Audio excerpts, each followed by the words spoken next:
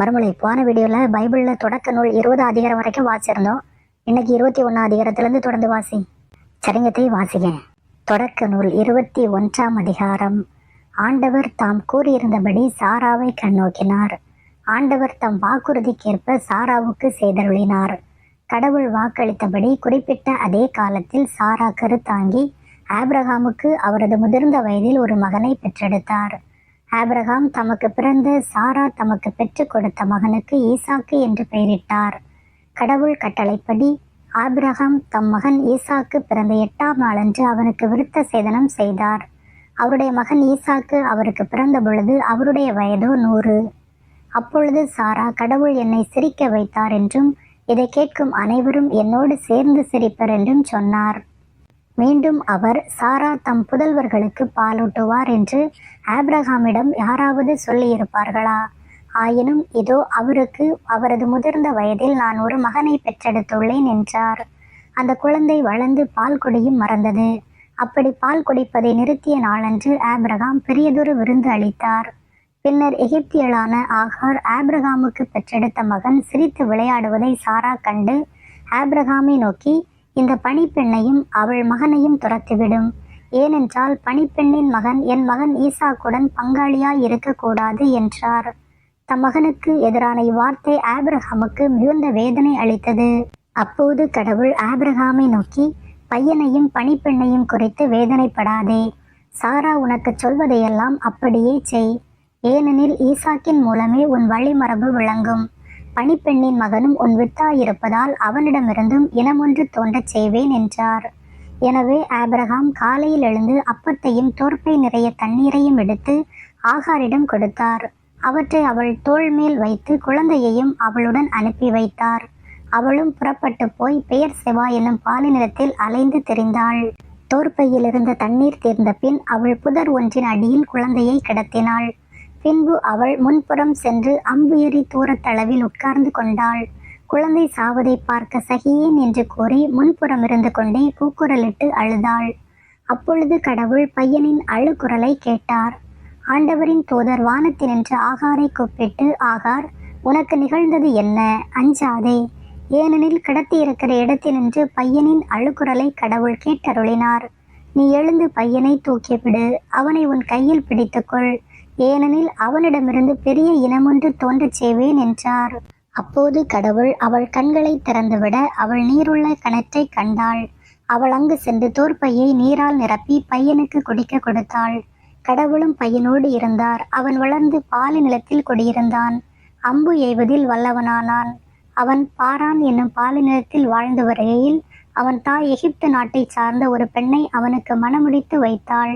அக்காலத்தில் அபிமெலக்கு தன் படைத்தலைவன் பிக்கோலோடு வந்து ஆபிரகாமை நோக்கி, நீர் செய்கிற யாவற்றிலும் கடவுள் உம்முடனே இருக்கிறார். ஆகையால் எனக்கும் என் புதல்வருக்கும் என் இனத்தாருக்கும் நீர் வஞ்சனை செய்யாமல் உமக்கு நான் இரக்கம் காட்டியது போல எனக்கும் நீர் பிழைப்புக்காக வந்த இந்த நாட்டிற்கும் நீர் இரக்கம் காட்டுவதாக கடவுள் பேரால் ஆணையிட்டு எனக்கு வாக்களியும் என்றான். அதற்கு ஆபிரகாம், அவ்விதமே ஆணையிட்டு வாக்களிக்கிறேன் என்று கூறினார். பிறகு அபிமெலக்கின் ஊழியர்கள் கைப்பற்றியிருந்த நீருள்ள கிணறு ஒன்றை பற்றி அவனிடம் ஆபிரகாம் முறையிட்டார். அபிமெலக்கு அதற்கு மறுமொழியாக, இந்த காரியத்தை செய்தவன் யாரென்று எனக்கு தெரியாது. நீரும் அதை எனக்கு தெரிவிக்கவில்லை. இன்றுதான் இதை பற்றி கேள்விப்படுகிறேன் என்றான். பின் ஆபிரகாம் ஆடு மாடுகளை அபிமெலக்கிடம் கொண்டு வந்து கொடுக்க அவர்கள் இருவரும் ஒருவரோடு ஒருவர் உடன்படிக்கை செய்து கொண்டனர். அப்பொழுது ஆபிரகாம் மந்தையினின்று 7 பெண் ஆட்டுக்குட்டியை பிரித்தெடுத்து தனியாக நிறுத்தினார். அபிமெலக்கு ஆபிரகாமை நோக்கி, நீர் 7 பெண் ஆட்டுக்குட்டிகளை தனியாக நிறுத்தி வைத்திருப்பதன் காரணம் என்ன என்று கேட்டான். அவர், இந்த கிணற்றை தோண்டியது நான் தான் என்பதற்கு சான்றாக நீர் இந்த பெண் ஆட்டுக்குட்டிகள் 7ஐயும் என்னிடமிருந்து பெற்றுக்கொள்ளும் என்றார். அதன் காரணமாக அந்த இடம் பெயர் செபா என்று அழைக்கப்பட்டது. ஏனென்றால் அங்குதான் இருவரும் ஆணையிட்டு வாக்களித்து கொண்டனர். இவ்வாறு பெயர் செபாவில் உடன்படிக்கை செய்து கொண்டார்கள். இதன் பின் அபிமெலக்கும் அவன் படைத்தலைவன் பிக்கோலும் பெலிஸ்திய நாட்டிற்கு திரும்பிச் சென்றனர். ஆபிரகாமோ பெயர் செபாவில் ஏசல் மரத்தை நட்டு அங்கு என்றும் வாழும் இறைவனாகிய ஆண்டவரின் திருப்பெயரை தொழுதார். அவர் பெலிஸ்தியர் நாட்டில் நெடுங்காலம் குடியிருந்தார். 22 அதிகாரம். இந்நிகழ்ச்சிகளுக்கு பின் கடவுள் ஆபிரகாமை சோதித்தார். அவர் அவரை நோக்கி, ஆபிரகாம் என அவரும், இதோ அடியேன் என்றார். அவர் உன் மகனை நீ அன்பு கூறும் உன் ஒரே மகனான ஈசாக்கை அழைத்து கொண்டு மோரியா நிலப்பகுதிக்கு செல். அங்கு நான் உனக்கு காட்டும் மலைகளில் ஒன்றின் மேல் எரிபலியாக அவனை நீ பலியிட வேண்டும் என்றார். அவ்வாறே ஆபிரகாம் அதிகாலையில் எழுந்து தமது கழுதைக்கு சேணமிட்டு தம் வேலைக்காரருள் இருவரையும் தம் மகன் ஈசாக்கையும் அழைத்து கொண்டு எரிபலிக்கு வேண்டிய விறகு கட்டைகளை வெட்டிய பின் கடவுள் தமக்கு குறிப்பிட்டிருந்த இடத்தை நோக்கி புறப்பட்டு சென்றார். 3ஆம் நாள் ஆபிரகாம் கண்களை உயர்த்தி அந்த இடத்தை தூரத்திலிருந்து பார்த்தார். உடனே ஆபிரகாம் தம் வேலைக்காரர்களை நோக்கி, நீங்கள் கழுதையோடு இங்கேயே காத்திருங்கள், நானும் பையனும் அவனிடம் சென்று வழிபாடு செய்த பின் உங்களிடம் திரும்பி வருவோம் என்றார். பின் ஆபிரகாம் எரிபலிக்கு வேண்டிய விறகு கட்டைகளை எடுத்து தம் மகன் ஈசாக்கின் மீது வைத்தார். நெருப்பையும் கத்தியையும் தம் கையில் எடுத்து கொண்டார். இவ்வாறு இருவரும் சேர்ந்து சென்றனர். அப்பொழுது அப்பா என அவர் என்ன மகனே என்று கேட்டார். அதற்கு அவன், இதோ நெருப்பும் விறகு கட்டைகளும் இருக்கின்றன, எரிபலிக்கான ஆட்டுக்குட்டி எங்கே என்று வினவினான். அதற்கு ஆபிரகாம், எரிபலிக்கான ஆட்டுக்குட்டியை பொறுத்தமட்டில் கடவுளை பார்த்து கொள்வார் மகனே என்றார். இருவரும் சேர்ந்து தொடர்ந்து நடந்தனர். ஆபிரகாமுக்கு கடவுள் குறிப்பிட்டு சொல்லிய இடத்தை அவர்கள் அடைந்தனர். அங்கே ஆபிரகாம் ஒரு பலிபீடம் அமைத்து அதன் மேல் விறகு கட்டைகளை அடுக்கி வைத்தார். பின் தம் மகன் ஈசாக்கை கட்டி பீடத்தின் மீதிருந்த விறகு கட்டைகளின் மேல் கடத்தினார். ஆபிரகாம் தம் மகனை வெட்டுமாறு தம் கையை நீட்டி கத்தியை கையில் எடுத்தார்.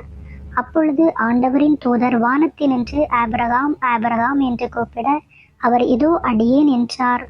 அவர், பையன் மேல் கை வைக்காதே, அவனுக்கு எதுவும் செய்யாதே, உன் ஒரே மகனையும் எனக்கு பலியிட நீ தயங்கவில்லை என்பதிலிருந்து நீ கடவுளுக்கு அஞ்சுபவன் என்று இப்போது நான் அறிந்து கொண்டேன் என்றார். அப்பொழுது ஆபிரகாம் தம் கண்களை உயர்த்தி பார்த்தார். இதோ முச்செடிகளில் கொம்பு மாட்டிக்கொண்டு நின்ற ஒரு ஆட்டுக்கிடாயை கண்டார். உடனே ஆபிரகாம் அங்கு சென்று அந்த கிடாயை பிடித்து தம் மகனுக்கு பதிலாக எரிபலியாக்கினார்.